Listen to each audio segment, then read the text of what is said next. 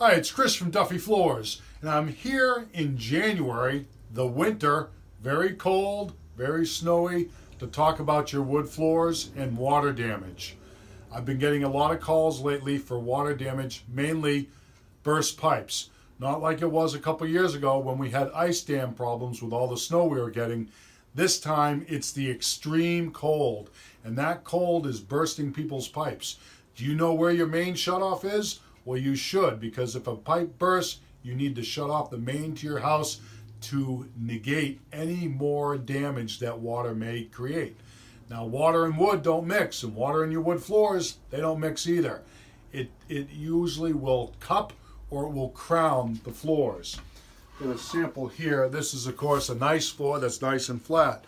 But if you get water on top of the floor, the grain is going to grow more on top than it is down below. And so you'll get crowning, a slight crowning of the floor.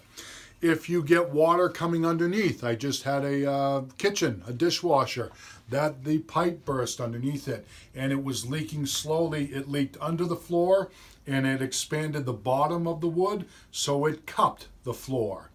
And so what we do is we'll go in and take a moisture test on the flooring and see what moisture it is. Usually it has to be between 6 and 9%.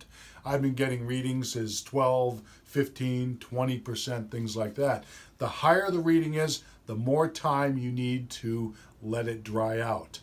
Now, once you get the water damage, you need to turn off the water main, fix the problem, and then get a company like Service Master in there, and to get the blowers, the dehumidifiers, you need to start drying out that floor immediately. If the floor is just cupped like a washboard with high edges, then we've got a good chance that that floor will go back down, and then it may just take a buffing and coating, or it may require a full sanding. But if the floor is actually peaked up off of the floor, up 2 or 3 inches or 4 inches, big humps, then the floor needs to be removed and replaced.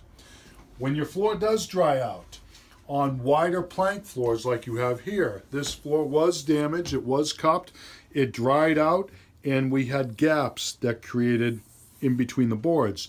Because when the water hits the wood, it swells the board up.